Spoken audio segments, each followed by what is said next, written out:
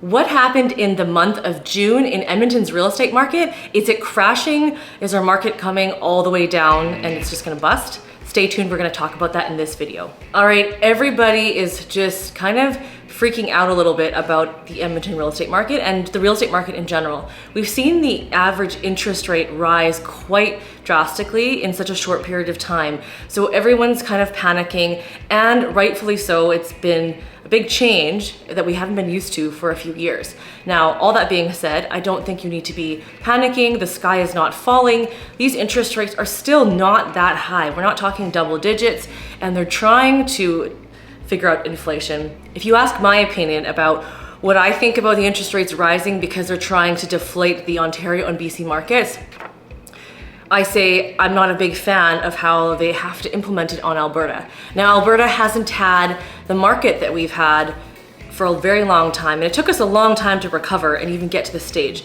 Keep in mind, Toronto, Vancouver, they've seen this booming market for years, literally. Even in the States, they've seen it for years. But in Edmonton, we got to experience it for a couple of years. Not even, just basically our spring market this year and our spring market last year. Because every time we hit summer, fall, it usually slowed down. So this year is no different, and I don't think we're gonna crash at all. I do think things are stabilizing, and our numbers say that. So if you take a look at the absorption rate, we are sitting just right at the balanced market. What does a balanced market mean? A balanced market means that a buyer and seller, neither one of them really has the advantage. In a buyer's market, it means that there's so many listings, the buyer has so much choice, and they can lowball, which we don't agree with either, but they try to get that deal, because guess what? There's hardly any offers and hardly any buyers coming to these sellers. And in a seller's market, you are seeing so many buyers, but not enough listings. So the sellers have the upper hand. So in this balanced market, neither one has the upper hand. Now, I want to talk to you about mindset, what I've seen in the market.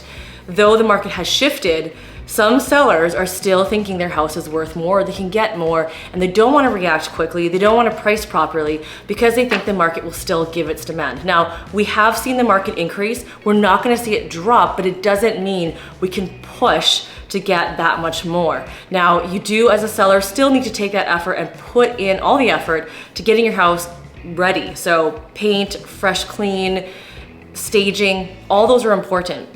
As a buyer, when you're looking, doesn't mean you can negotiate $50,000 off. It also still means you need to have your pre-approval in place. You still need to be competitive, and we still need to have some utmost respect in the real estate market. And that's what I feel very strongly about, is that everyone kind of comes to the table with the same respect. So if you look at the average price in Edmonton for single family homes, our price actually still went up month over month and year over year. Now, the price month over month wasn't significant, but year over year, just a couple percent. So we're still stronger in terms of sales than last year, which doesn't surprise me. In July, it'll be interesting to see if our price stays over 5. We've kind of seen it go up and down and dipping just below the 500 mark, but that has changed the real estate market and your expectations as a buyer of what to expect when you are looking to buy your home. Overall, the average price in the last 10 years, this is still the highest we've seen over that entire span of time. So the market definitely is not crashing. So when you look at the number of listings on the market, we talked about it being more balanced. So if you look, the amount of listings that we have currently, month over month in June over May, was a little bit higher, which means there's a little bit more options. Over the year to year comparison, we also had a little bit more at this time in June compared to June of 2021. Now, in the sales department, we've seen them come down a little bit. So that's where you see that influx of balanced market. If we were in a seller's market, you'd see high sales and really low volume. So the average days on market is 29. Now, that was actually the same as it was last year at this time, and over the last couple months they were at 23. So we took a little bit of a jump, and I suspect we'll start to see it increase over the summer months. So if you take a look at last year, you'll see that the market started to creep up and take a little longer, typical of summer and fall and winter markets.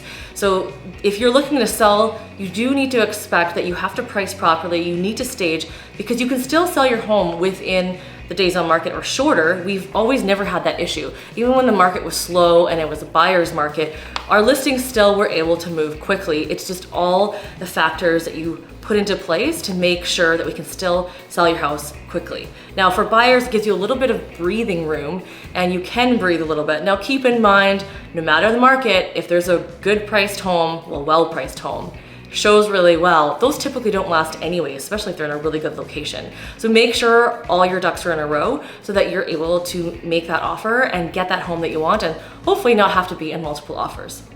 So if you look at where the sales are in Edmonton, what are people buying? They're still buying the $4 to $4.99. It's still a very popular price point. So that was even popular before we had that spike. The next price point that is popular is $3 to $3.99, and then $500 and over. So it's interesting because I thought that $500 would actually be closer to over 20% of sales. They're at 18% of sales, so it's still high. But with the average price being higher, it's gonna push the market upwards, or it might take some of the buyers off the market because maybe they're readjusting their expectations, or maybe they got priced out of the market.